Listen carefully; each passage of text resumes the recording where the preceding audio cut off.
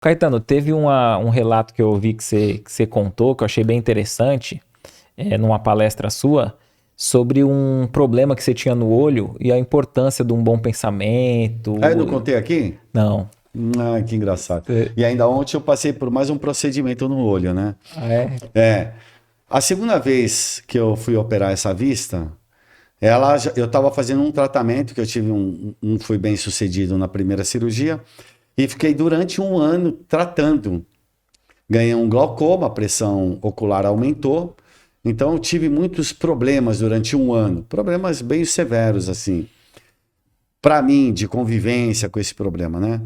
E quando eu fui fazer a segunda cirurgia, eu cheguei cedo e sentei na sala pré-cirúrgica, estava sozinho ali.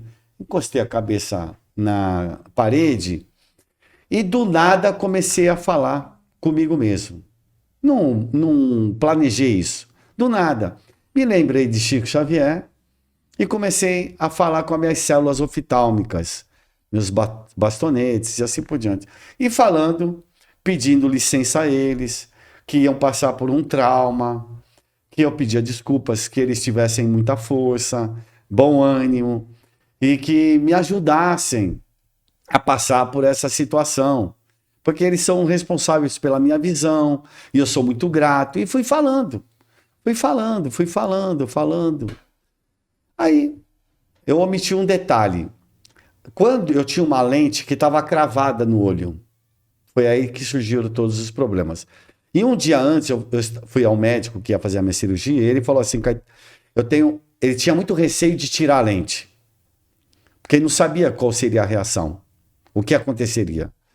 E aí, após essa minha conversa íntima, ele me chamou para o centro cirúrgico, eu deitei, ainda consciente, ele veio, olhou, examinou e falou um palavrão em voz alta. E ele chamou os outros médicos, vem ver, eu nunca vi isso, não sei o quê. A lente saiu do lugar. E ele ficou super contente com isso. E aí ele me confidenciou depois esse fato. E a apreensão, né? Eu não falei nada. Porque assim, a gente trabalha com hipótese. Na ciência, o fanático acha, foi isso. Mas dentro da ciência, a gente trabalha com hipótese. Então, uma hipótese muito viável, como a lente estava lá no lugar um dia antes, e depois já estava um ano com uma pressão alta, já estava estável. E aí, no dia seguinte, e eu fiz esse feito, para mim foi uma coisa assim que eu não esperava. Então, eu acredito que houve uma obediência ao piloto da nave, que sou eu. Porque nós temos trilhões de células e elas nos obedecem. Elas respeitam muito isso. Agora, o piloto tem que ser sincero. Eu acredito que houve uma sinceridade muito grande naquele momento. E é verdade. Eu estava falando como se eu estivesse falando com uma pessoa. Houve muita verdade naquele instante. Então, eu acho que houve uma correspondência, né? Excelente. Eu acho que houve uma correspondência. E para mim foi uma coisa muito interessante, porque tudo na vida a gente pode alcançar, desde que você queira.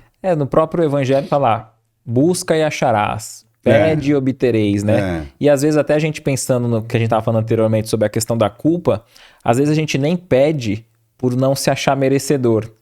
E às vezes a gente perde uma oportunidade, né? Porque nem você poderia muito bem estar ali com um pensamento espírita mais pessimista, né?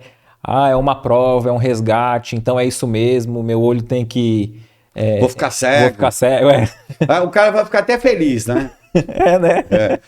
Porque é a vítima. Isso. Aí tem aquela questão de ser vítima, a vitimização, né? Que os outros têm que ter dó, você é entre aspas, um mártir, aquelas bobagens, né? Então, para mim foi uma prova assim, muito grande da potencialidade que nós temos, cada um tem. O que você achou desse corte? Coloca aqui nos comentários a sua opinião sobre esse tema. Para ver o episódio completo, é só pesquisar Recomeçar Podcast Espírita.